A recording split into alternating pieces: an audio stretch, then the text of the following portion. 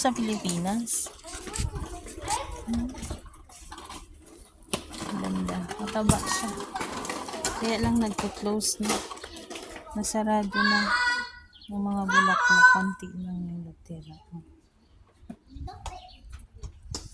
Diba? Ang ganda. Ganda sa mata. Ganda sa... Meron ba nito sa Pilipinas? Cute-cute mo. Ang cute-cute. Ito yung nabidyohan ko dati din na alam niyo kung saan to? Dito lang to, tingnan niyo. Dito lang to sa gilid ng bahay. Pero ang taba-taba. Dito na siya sa gilid lang. Yun yung fence, yun yung side.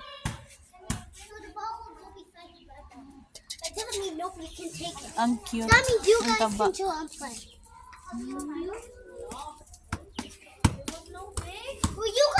Ang taba-taba. Ang daming bulaklak na. Pero nagpaan na siya. Nagsarado na.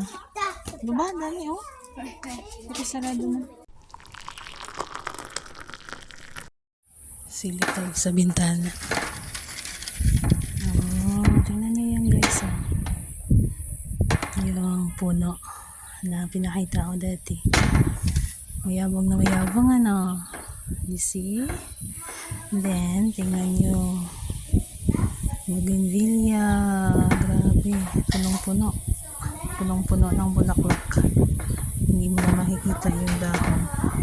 Then, doon dito na side, wala na yung mga damo. Tingnan nyo dahil sobrang init. No? Pinutol nila. Tsaka sila dito na side. Parang ginisprehan siya. Pero nakikita ko doon sa taas. Doon side wala din naman, patay din naman siya. Then dito hindi na tingnan nyo sa sobrang init ng panahon, summer na kasi. Pero ito talaga, tingnan nyo ang bougainvillea. Look at the trees at yung mga kahoy. Pansin nyo ang yayabong ng mga dahon, no? Oh, grabe ba?